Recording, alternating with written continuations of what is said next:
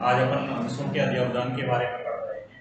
अंशों का अधिअवदान जब कंपनी निर्मित अंशों की तुलना में अधिक आवेदन कंपनी को जब प्राप्त होते हैं तो उसे अंशों का अधिअवदान कहते हैं। अधिअवदान में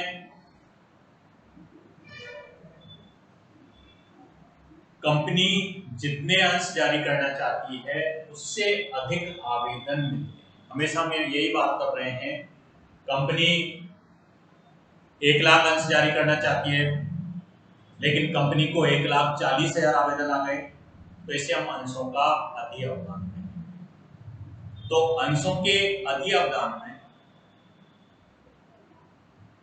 कंपनी के सामने समस्या है। कंपनी को अंश आवंटित करने समय कुछ अंशधारियों का आवेदन का पैसा वापस लौटाना पड़ता है। कुछ अंशधारियों की एप्लीकेशन की जो राशि है ज्यादा प्राप्त हुई है उस राशि को आवंटन या आगे की कॉल में एडजस्ट करना पड़ता है। तो ये अधिअवदान की स्थिति है। लॉटरी सिस्टम से अंशधारियों को अंश आवंटित किए जाते हैं। हो सकता है किसी अंशधारी ने 100 अंशों के लिए आवेदन किया हो, कंपनी उसको 70 अंश आवंटित कर रही हो। 2 एंट्रियों को हमने जोड़ दिया था अधिअवदान की स्थिति में। अगर आवेदन की राशि वापस लौटाई जाती है तो इक्विटी शेयर एप्लीकेशन अकाउंट दिया है टू बैंक। एप्लीकेशन का पैसा ज्यादा आया तो उस राशि को अलॉटमेंट में या आगे की कॉल में आपके एडजस्ट करेगी कंपनी। तो इक्विटी शेयर एप्लीकेशन अकाउंट दिया टू इक्विटी शेयर अलॉटमेंट और टू कॉल्स इन एडवांस। एक हम क्वेश्चन ले रहे हैं, अधिअवदान का एक क्वेश्चन अपन ले रहे हैं इसमें, जिसमें कि जो क्वेश्चन अपने को दिया हुआ है देखिए आप,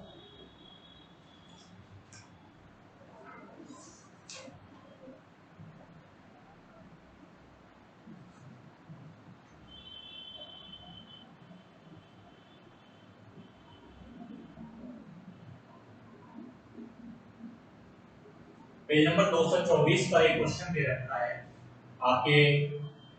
उस क्वेश्चन को मैं आपके लिख रहा हूं और उसमें जो क्वेश्चन में आपको दिया हुआ है, आपको लिखा हुआ है कि 10 रुपए वाले 10,000 10 रुपए वाले 10,000 इक्विटी शेयर्स जारी किए जा रहे हैं और वो 11 रुपए में जारी किए जा रहे हैं। 10 रुपए का अंश 11 रुपए में जारी किया जा रहा है। इसका मतलब 1 रुपए प्रीमियम पर अंश जारी किया जा रहा है। कंपनी ने 10 रुपए वाले 10,000 सामान्य अंश कितने रुपए में जारी किए? 11 रुपए में जारी किए। 1 रुपए प्रति अंश कंपनी प्रीमियम पर अंश जारी कर रही है। आगे हमको ये लिखा है कि कंपनी आवेदन पर 3 रुपए ले रही है, एप्लीकेशन पर 3 रुपए, अलॉटमेंट पर कंपनी 4 रुपए ले रही है प्रीमियम सहित 4 रुपए प्रीमियम सहित।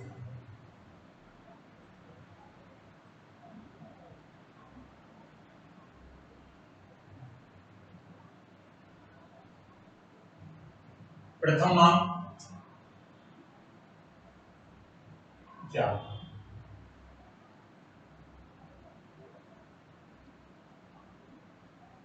11 रुपए का जो हिसाब हमको दे रखा है, 3 रुपए कंपनी एप्लीकेशन पर लेगी, आवंटन पर 4 रुपए लिए जाएंगे और फर्स्ट कॉल पर कितने रुपए लिए जाएंगे? 4 रुपए लिए जाएंगे। कुल 11 रुपए का हिसाब हमको दे रखा है।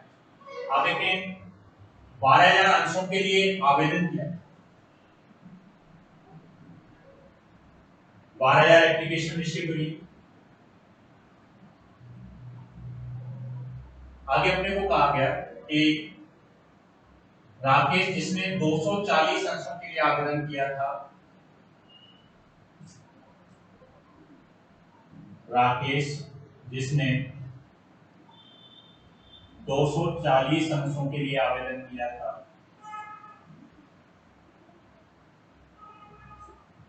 240 अंशों के लिए आवेदन किया था।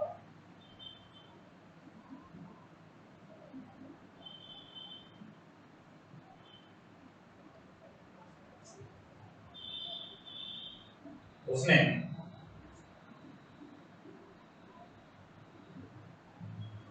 बंटन राशि के साथ ही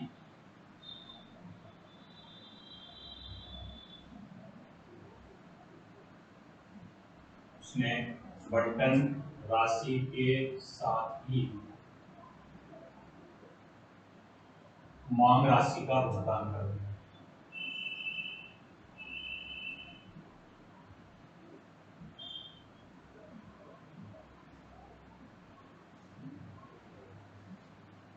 मांग राशि का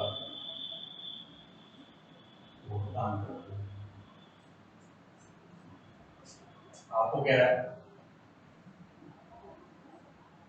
सुकेश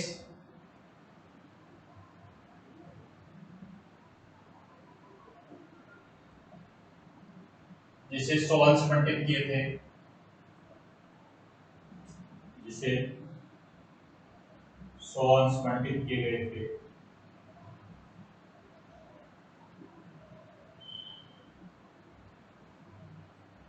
आवंटित किए थे,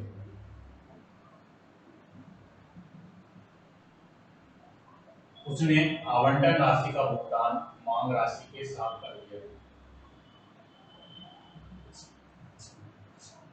उसने आवंटन राशि का भुगतान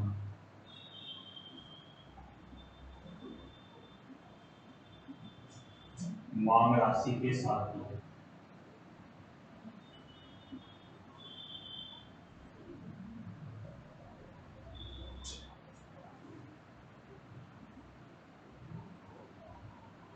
मांग राशि के साथ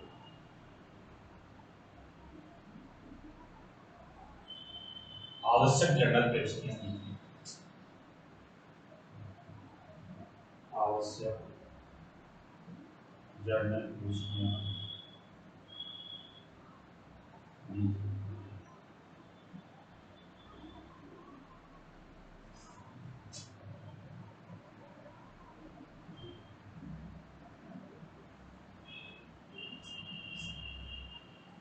आवश्यक जर्नल प्रविष्टियां दी थी। क्वेश्चन देख रहे हैं हम। कंपनी ने 10 रुपए वाले सामान्य अंश, 10 रुपए का अंश कंपनी कितने में जारी कर रही है? 11 रुपए में जारी कर रही है। 1 रुपए प्रीमियम पर 10 का अंश 10 में जारी करे, सममूल्य पर निर्माण कहलाता है। 10 रुपए का अंश उसके कीमत से कम रुपए पर जारी करे, मानो 10 रुपए का अंश 9 रुपए में जारी किया जाए तो अंशों का भट्टे पर निर्माण कहलाता है। 10 रुपए का अंश उस अंकित मूल्य से ज्यादा पर जारी किया जा रहा है, जैसे इस क्वेश्चन में देख रहे हैं 1 रुपए प्रीमियम पर अंश जारी किया है। 11 रुपए का जो हमको हिसाब दे रखा है क्वेश्चन में, आप देखिए 11 रुपए कंपनी 3 किस्तों में ले रही है। 3 रुपए एप्लीकेशन के साथ लेना चाहती है, 4 रुपए आवंटन के साथ लेना चाहती है और 4 रुपए ही फर्स्ट कॉल के साथ लेना चाहती है। टोटल 11 रुपए आपके इस तरह कंपनी ले रही है।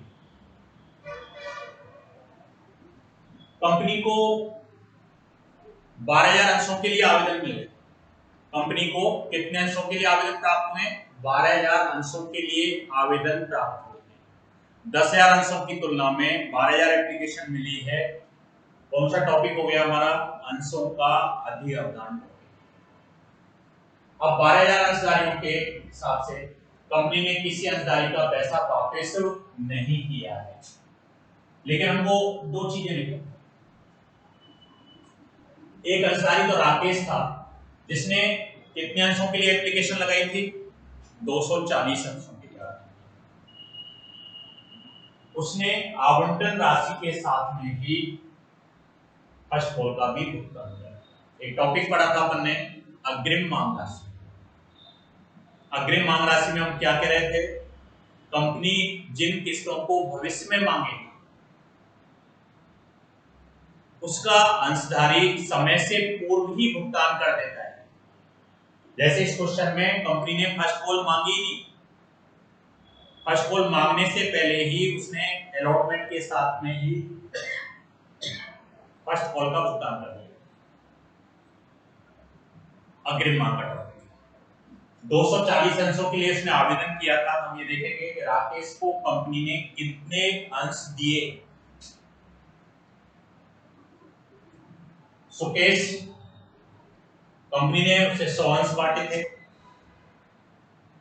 लेकिन उसने आवंटन राशि का भुगतान कौन सी किसके साथ किया है? मांग राशि के साथ किया है। इसका मतलब आवंटन जब मांगा तब सुकेश ने पैसा नहीं चुकाया। इसका मतलब बकाया मांग राशि वाला टॉपिक है।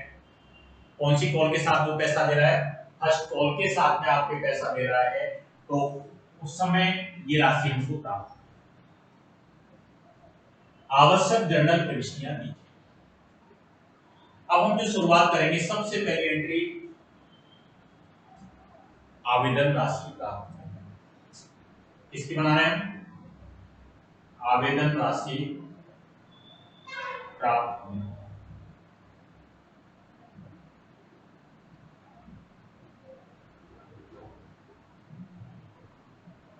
आवेदन राशि प्राप्त 12,000 एप्लीकेशन आई, 3 रुपए के हिसाब से कंपनी को 36,000 रुपए आवेदन पर मिले हैं। पैसा प्राप्त होता है तो वही बैंक अकाउंट दिया टू इक्विटी शेयर एप्लीकेशन।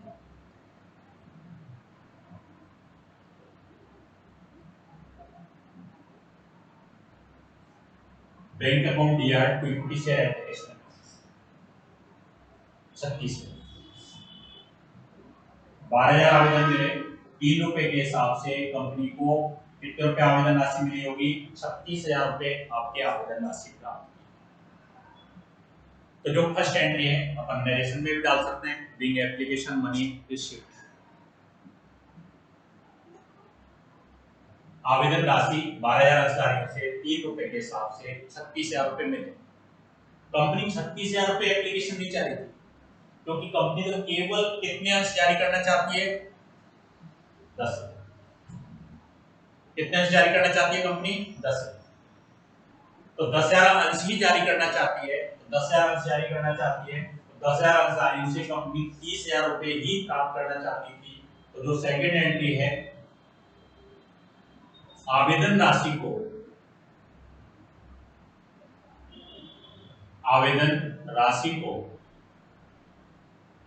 अंश पूंजी खाते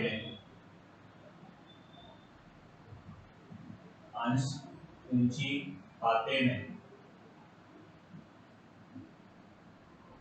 हस्तांतरित करने पर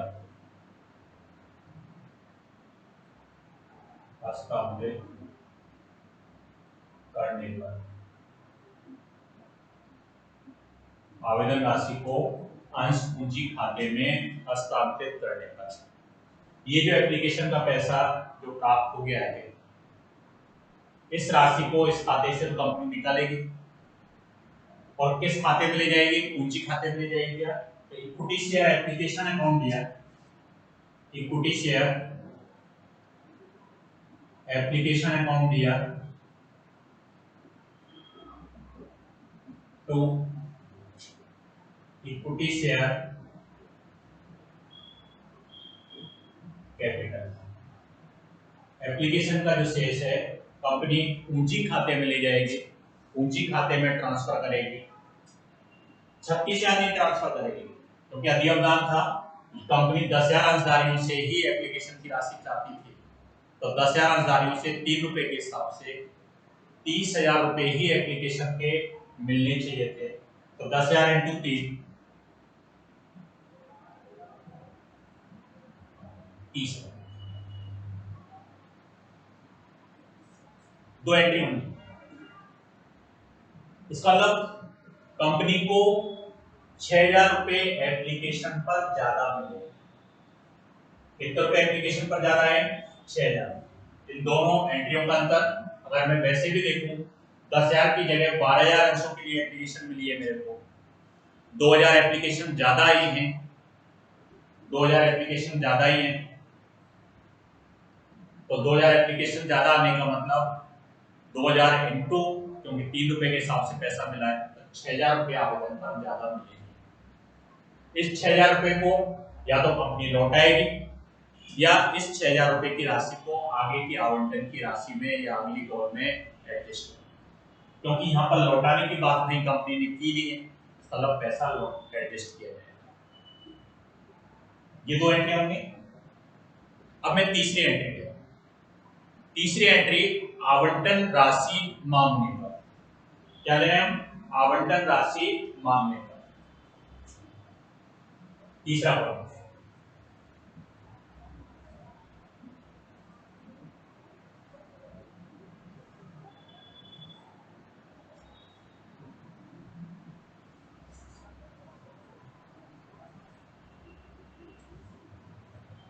आवंटन राशि मांगने,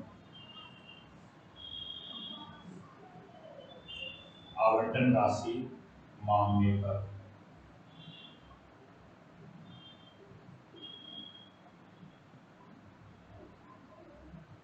और कंपनी आवंटन राशि जो 4 रुपए मांग रही है, प्रीमियम सहित मांग रही है। प्रीमियम कंपनी के लिए लाभ होता है, इसलिए प्रीमियम खाते को क्रेडिट किया जाए। आवंटन राशि मांगने की एंट्री आवंटन खाते को हम डेबिट करेंगे क्या? तो इक्विटी शेयर अलॉटमेंट अकाउंट दिया, तो इक्विटी शेयर कैपिटल और टू सिक्योरिटी प्रीमियम।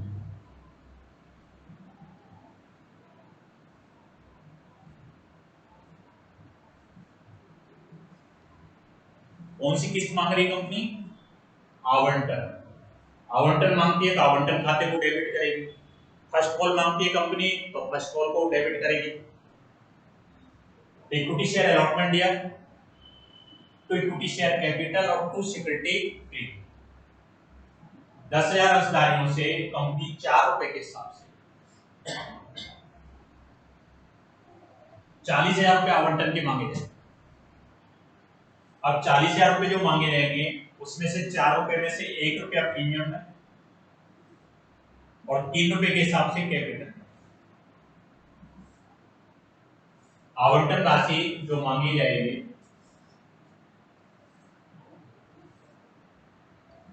अलॉटमेंट दिया 10,000 अंशधारियों से 4 रुपए के हिसाब से 40,000 रुपए मांगे जाएंगे और 40,000 में से 1 रुपए के हिसाब से प्रीमियम खाते में जाएंगे। तो टू सिक्योरिटी प्रीमियम तो लिखेंगे 10,000 और टू इक्विटी शेयर कैपिटल में आएंगे 30।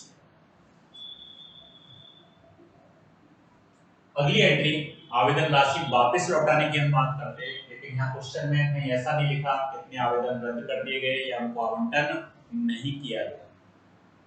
ऐसी स्थिति में हम एप्लीकेशन का पैसा जो ज्यादा आया है उस राशि को एडजस्ट करें। 40,000 रुपए मांग रहे हैं अलॉटमेंट पर, 40,000 रुपए तक एप्लीकेशन का एक्सेस मनी जो है, ज्यादा पैसा जो है वो आवंटन में जमा हो सकता है, समायोजित हो सकता है।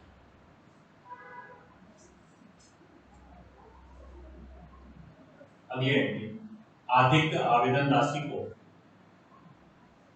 अधिक आवेदन राशि को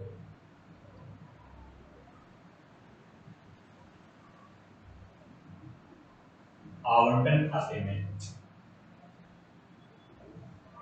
अधिक आवेदन राशि को आवंटन, अधिक आवेदन राशि को आवंटन में समायोजित करने का, समायोजित करने का।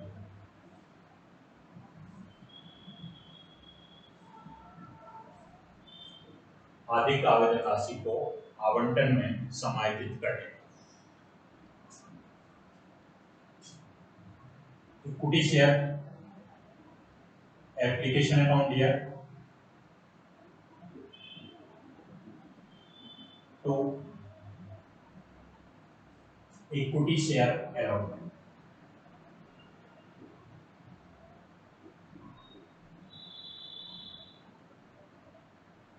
6,000 रुपए ज्यादा आए थे एप्लीकेशन पर, 30,000 के स्थान पर 36,000 हमको मिले थे, 6,000 रुपए की राशि हमको मिली थी ज्यादा, उस 6,000 रुपए की राशि को 40,000 रुपए तक हम आवंटन में समायोजित कर सकते हैं। तो 6,000 रुपए हम अलॉटमेंट में जमा करेंगे, एप्लीकेशन का पैसा ज्यादा क्रेडिट हुआ था, डेबिट कर दिया। इस खाते में जमा करना चाहती है कंपनी, आवंटन में जमा करना चाहती है। 40,000 से अगर ज्यादा हमको जमा करने होते, एडजस्ट करने होते, तो हमको कॉल्स इन एडवांस भी जाता। इक्विटी शेयर एप्लीकेशन अकाउंट दिया तो इक्विटी शेयर अकाउंट। अगली जो हम एंट्री बनाएंगे, आवंटन राशि प्राप्त होने का। 5वें नंबर की जो एंट्री बनेगी,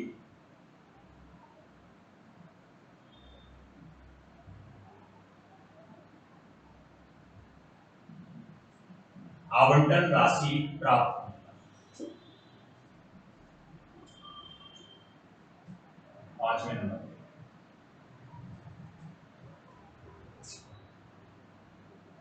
आवंटन राशि प्राप्त होने का।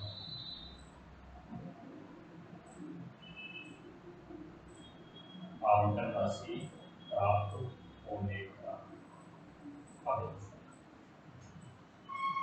खाली आवंटन राशि प्राप्त होने की एंट्री क्या होती है? बैंक अकाउंट दिया to equity share allotment, bank account दिया टू इक्विटी शेयर अलॉटमेंट, और अलॉटमेंट के साथ में ही आगे की कॉल भी मिल रही है हमको, तो टू कॉल्स इन एडवांस। अलग से भी एंट्री बनाई जा सकती है, बैंक दिया टू कॉल्स इन एडवांस। अब एक चीज देखिए,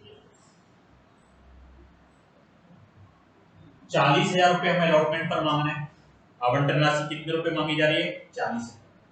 अब 40,000 रुपए में से 6,000 रुपए हमारे जमा हो गए, तो आवंटन अगर सभी अंशधारी दे देते तो हमको आवंटन 34,000 रुपए प्राप्त होता। कितने रुपए प्राप्त होते? 34,000।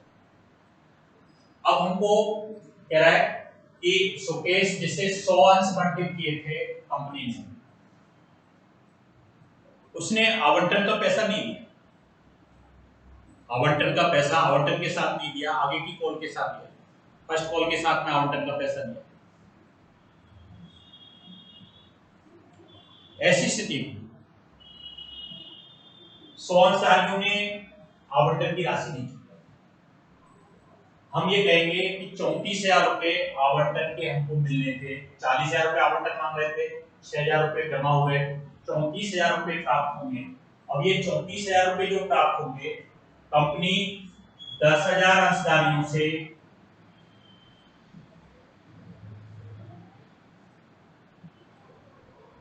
अलॉटमेंट कितना मांगेगी? 34। 10,000 अंशधारियों से आवंटन का कितना पैसा प्राप्त होगा? 34। तो एक अंशधारी से 34,000 अपॉन 10, इसलिए कितने अंशधारियों ने पैसा नहीं दिया? 100 अंशधारियों ने पैसा नहीं दिया। 30।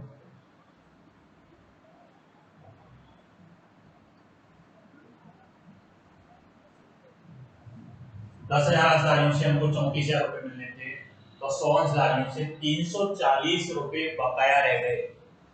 340 रुपए बकाया आवंटन राशि रह गई जो नहीं चुकाई गई। तो 34,000 में से 340 अगर मेरे को नहीं मिले,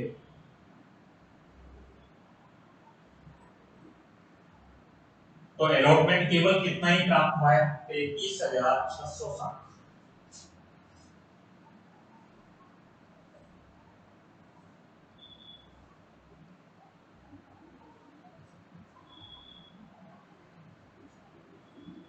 इसके अलावा 240 अंशों के लिए राकेश ने एप्लीकेशन लगाई थी। राकेश ने कितने अंशों के लिए एप्लीकेशन लगाई थी? 240 अंशों के लिए आवेदन किया था। हम ये देखेंगे कि उसको कितने अंश कंपनी ने दिए हैं।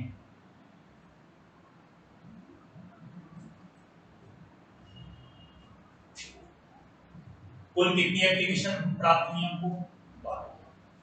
12,000 आवेदकों को 12,000 एप्लीकेशन को कंपनी कितने अंश आवंटित कर रही है? 10। एक एप्लीकेशन के लिए 10,000 अपॉन 12,000, इसलिए कितनी एप्लीकेशन है? 240 एप्लीकेशन है।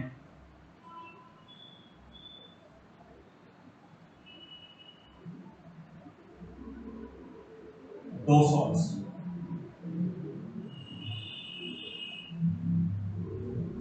राकेश ने 240 अंशों के लिए आवेदन किया था। हमको ये निकालना है कि कंपनी ने उसे कितने अंश बंटित किए हैं, वितरित किए।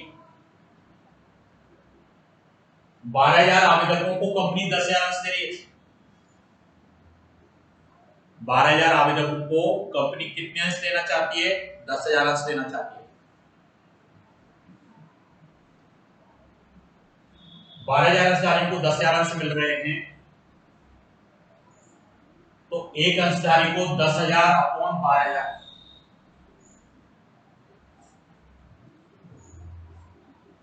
इसलिए 240 अंशधारियों को कंपनी 200 अंश आवंटित करेगी।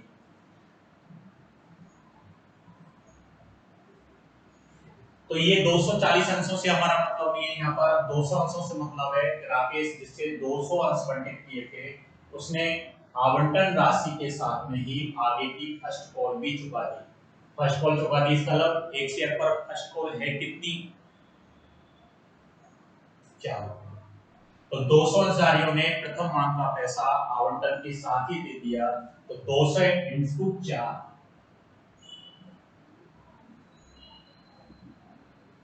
800 रुपया अग्रिम मिल गई। कितने रुपया अग्रिम मिल गए? 800।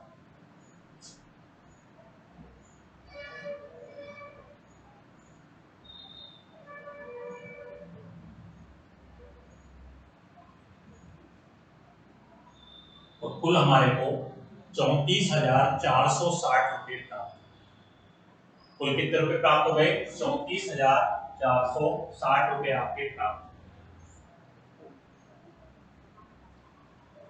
बैंक दिया, टू इक्विटी शेयर अलॉटमेंट, और टू क्या और जोड़ेंगे हम? कॉल्स इन एडवांस हम जोड़ेंगे। बैंक दिया, टू इक्विटी शेयर अलॉटमेंट और टू कॉल्स इन एडवांस। तो 200 अंशधारियों ने 4 रुपए के हिसाब से 800 रुपए हमको अग्रिम दिए हैं, तो टू कॉल्स इन एडवांस में 800 रुपए देखें। 33,660, 40,000 मांगे गए, 6,000 एडजस्ट हो गए, 34,000 रुपए मिलने थे। 34,000 रुपए कंपनी कितने अंशधारियों से मांग रही थी? 10,000 अंशधारियों से। 10,000 अंशधारियों से 34,000 रुपए आवंटन के मिलेंगे, तो 100 अंशधारियों ने कितनी राशि नहीं चुकाई? वो हमने निकाली, 340 रुपए बकाया रह गए। कितने रुपए बकाया रह गए? 340। 34,000 रुपए आवंटन का पैसा मिलना था, और 34,000 रुपए आवंटन का जो पैसा मिलना था पूरा, उसको 34,000 रुपए को अपन देख रहे हैं कि 340 रुपए इसमें से हमको नहीं मिले, और 34,000 में से 340 अगर मेरे को नहीं मिले, मिले कितने? 33,660। देखिए एंट्री बनेगी, bank DR to equity share allotment और टू कॉल्स इन। अब कौन सी कॉल मांगेंगे हम? अलॉटमेंट प्राप्त हो गया, फर्स्ट कॉल मांगेंगे प्रथम मांग राशि दे होने पर। तो अपन जो अगला पॉइंट लिखेंगे, प्रथम मांग राशि दे होने पर।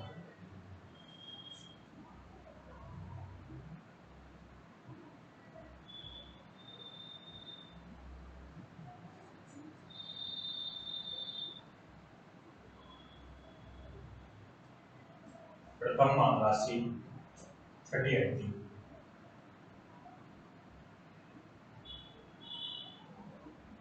प्रथम मांग राशि दे होने पर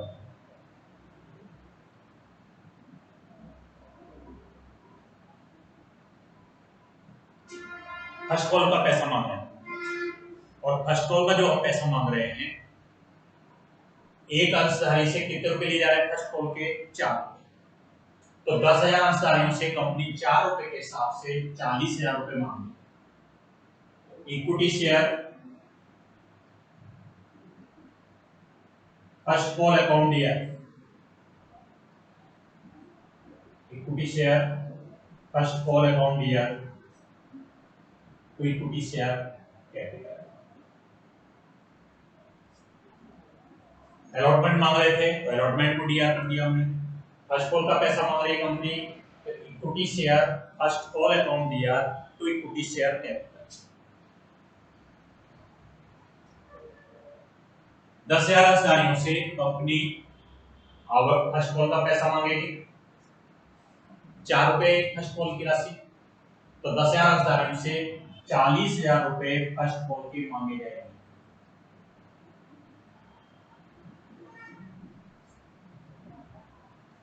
10,000 अंशधारियों से कंपनी 4 रुपए के हिसाब से कितने रुपए मांग रही है फर्स्ट कॉल के? 40,000 रुपए। सिंपल एंट्री है, अलॉटमेंट मांगते थे अलॉटमेंट दिया तो कैपिटल में ट्रांसफर कर देती है कंपनी।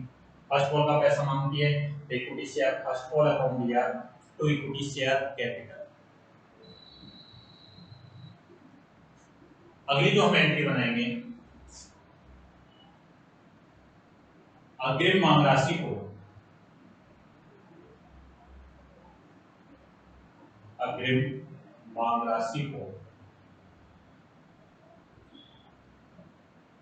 प्रथम मांग में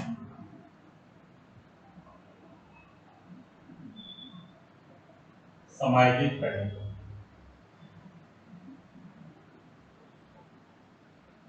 अग्रिम मांग राशि को प्रथम मांग में समायोजित करने को। अग्रिम मांग राशि को कौन से कॉल में एडजस्ट कर रहे हैं पैसे को? फर्स्ट कॉल पैसा एडजस्ट कर, क्योंकि फर्स्ट कॉल से संबंधित ही वो पैसा हमको अग्रिम मिला था।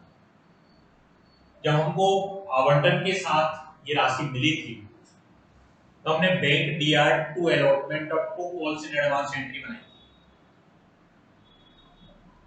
अब कॉल्स इन एडवांस में से क्रेडिट किया था उस समय, तो कॉल्स इन एडवांस को तो हम डेबिट करें। कॉल्स इन एडवांस अकाउंट दिया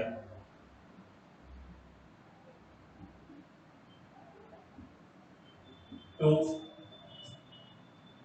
equity share first call, calls in advance account दिया तो equity share first call account.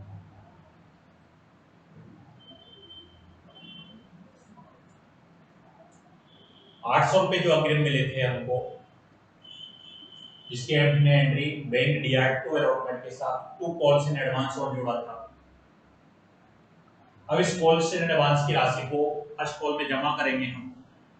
First call मांगने और प्राप्त करने के बीच में ये एंट्री है। क्रेडिट किया था अग्रिम मांग जब प्राप्त हुई थी, कॉल्स इन एडवांस में से ये राशि जब निकाल रहे हैं तो डेबिट करना पड़ेगा। और किस खाते में जमा करना चाहती है कंपनी? फर्स्ट कॉल में ये राशि जमा करना चाहती है, तो कॉल्स इन एडवांस अकाउंट दिया टू इक्विटी शेयर फर्स्ट 800 ये एंट्री। और आगे देखिए,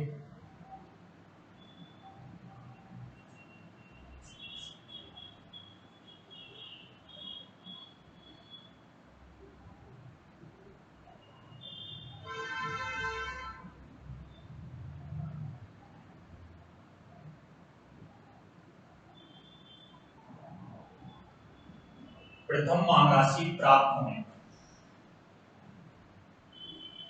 प्रथम मांग राशि प्राप्त होने पर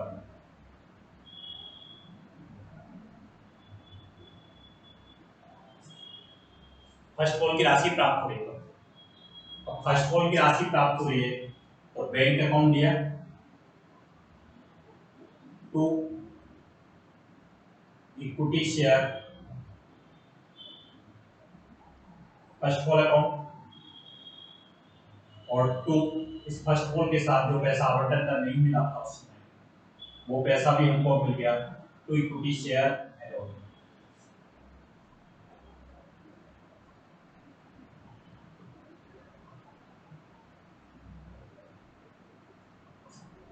अब देखिए सोर्सधारियों ने जिन्होंने आवंटन का पैसा नहीं दिया,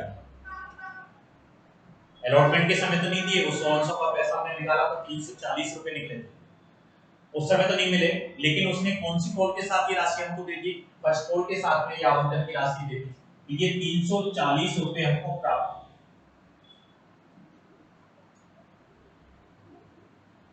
सोर्सधारियों ने जो 340 रुपए आवंटन के बकाया रह गए थे उस समय वो राशि नहीं चुकाई, लेकिन कौन सी कॉल के साथ में, फर्स्ट कॉल के साथ में ये राशि अब 340 रुपए आपको दे। अब हम ये देखेंगे कि फर्स्ट कॉल की राशि प्राप्त होगी कि फर्स्ट कॉल पर हम 10,000 अर्जदारियों से 4 रुपए के हिसाब से 40,000 रुपए हम मांग रहे हैं।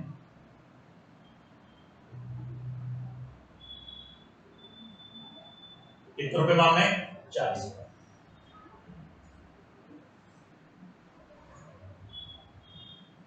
और 40,000 रुपए जो मांग रहे हैं उसमें से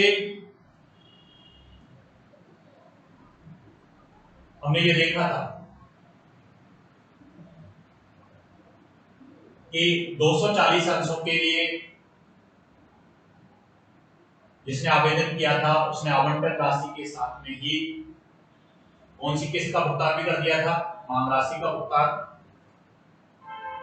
आप उसने बंटन राशि के साथ में ही मांग राशि का भी क्या कर दिया, भुगतान कर दिया। तो 200 अर्जदारियों ने 4 रुपए के हिसाब से 800 रुपए पहले ही दे दिए। 800 रुपए पहले ही आए हुए हैं हमारे पास, इसका मतलब 40,000 में से 800 रुपए पहले अग्रिम आए हुए हैं, तो केवल कितने रुपए ही प्राप्त होंगे, 39,200 रुपए ही प्राप्त होंगे। 40,000 रुपए फर्स्ट कॉल मांग रहे हैं, 800 रुपए पहले आ गए अग्रिम, 39,200 रुपए ही प्राप्त। तो बैंक दिया 39,540 रुपए। तो ये जो हम एंट्री बनाएंगे, बैंक दिया to equity share first call 40,000 मांगे, लेकिन 40,000 में से 800 रुपए पहले ही आए हुए हैं, तो 800 रुपए पहले आ गए, तो 39,200 रुपए ही हमको प्राप्त होंगे। 340 रुपए जो सोर्सधारियों ने नहीं चुकाए थे उसका पैसा भी हमको फर्स्ट कॉल के साथ ही कर दिया।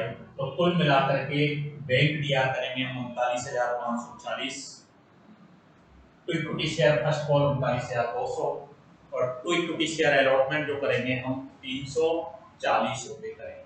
तो ये कुल मिलाकर के ये एंट्रियां बनी।